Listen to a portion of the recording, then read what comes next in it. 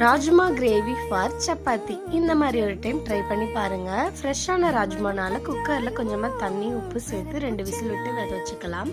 ஒரு பாத்திரத்தில் கொஞ்சமாக ஆயில் சேர்த்துட்டு ஜீரகம், சோம்பு, பட்டை, கல்பாசியை தாளிச்சதுக்கப்புறம் 4 பெரிய வெங்காயத்தை நல்லா வணக்கிக்கோங்க. இஞ்சி பூண்டு பேஸ்ட் கொஞ்சமாக சேர்த்து நல்லா வணக்கிக்கலாம். இப்போ அரைச்சி வச்ச தக்காளியும் சேர்த்துட்டு நல்லா மிக்ஸ் பண்ணி தக்காளியோட பச்சை வாசனைலாம் போனதுக்கப்புறம் மல்லித்தூள், மிளகாத்தூள், கரம் மசாலா, கறி மசால் பொடி எல்லாம் சேர்த்து நல்லா மிக்ஸ் பண்ணிக்கோங்க.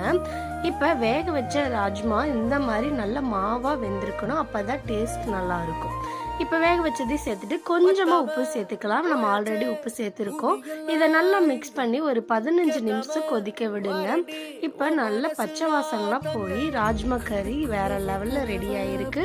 கண்டிப்பாக இதை நீங்கள் ட்ரை பண்ணி பாருங்கள். சப்பாத்திக்கு வேற லெவலில் இருக்கும். இந்த மாதிரி வீடியோஸ் பார்க்கணுன்னா அனு லைஃப் ஸ்டைலை சப்ஸ்கிரைப் பண்ணுங்கள், லைக் பண்ணுங்கள்.